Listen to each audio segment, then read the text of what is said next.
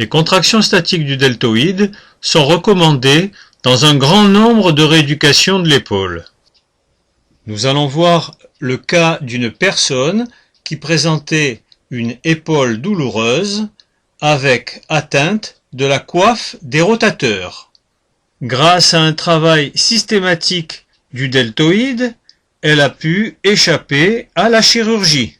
En effet, le docteur Olivier Gaget considère le deltoïde comme une seconde coiffe. Le deltoïde peut donc se substituer à la coiffe des rotateurs à condition de le renforcer systématiquement. Alors là, ici donc la position, on tient ici, menton dans le cou, on se grandit modérément et on tire sans que ça fasse mal. On compte pendant 6 à 10 secondes, tout en bloquant la respiration avec le ventre bien rentré. Inspiration, ventre bien rentré. Au bout de 6 à 10 secondes, on relâche et on repose. Et on met une petite fiche sur le côté. Voilà, donc ici, petite fiche sur le côté pour compter, pour en faire, on en fait 15, c'est ça? Oui. Et on repart au bout d'une dizaine de secondes, c'est ça? Oui. Inspire, on rentre le ventre, on contracte le périnée, on bloque la respiration et on tire. La main droite tire vers la droite, la main gauche tire vers la gauche, sans que ça fasse mal. Il ne faut pas que ce soit trop fort, ni pas assez. Les épaules bien basses, le menton dans le cou, on se grandit modérément. Là, la position globale, et on compte bien, pas plus qu'une dizaine de secondes. Et on relâche la respiration, et on met une petite fiche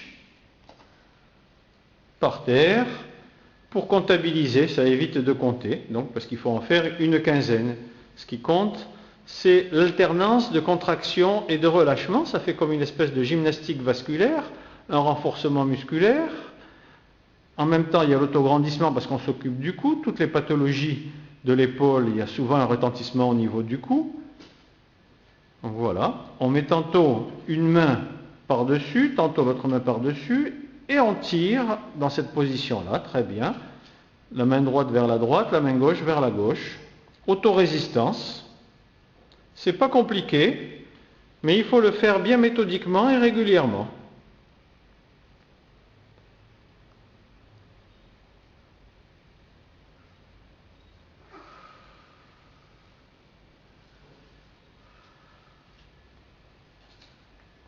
Vous faites ça depuis combien de temps là?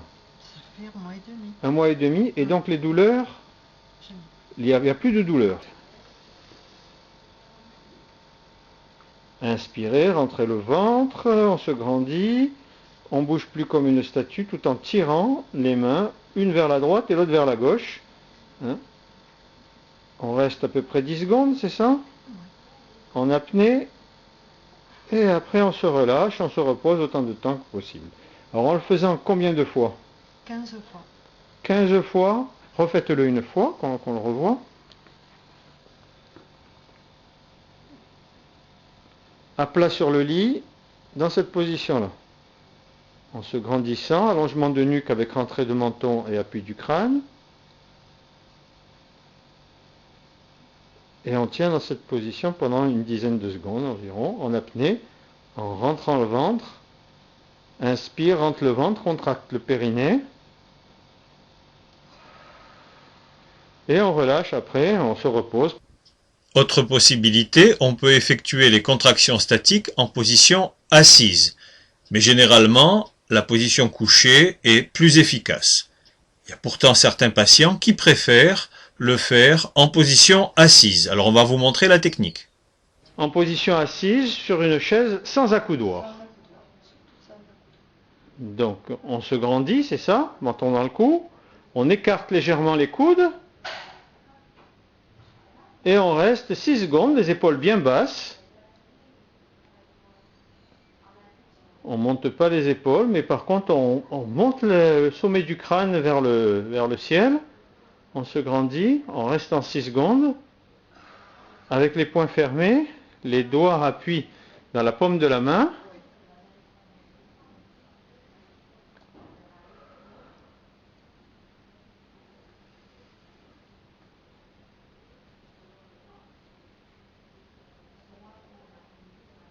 6 secondes de travail, 6 secondes de repos. Que ce soit en position couchée ou en position assise, il faut effectuer une série de 15 contractions statiques 2 fois par jour.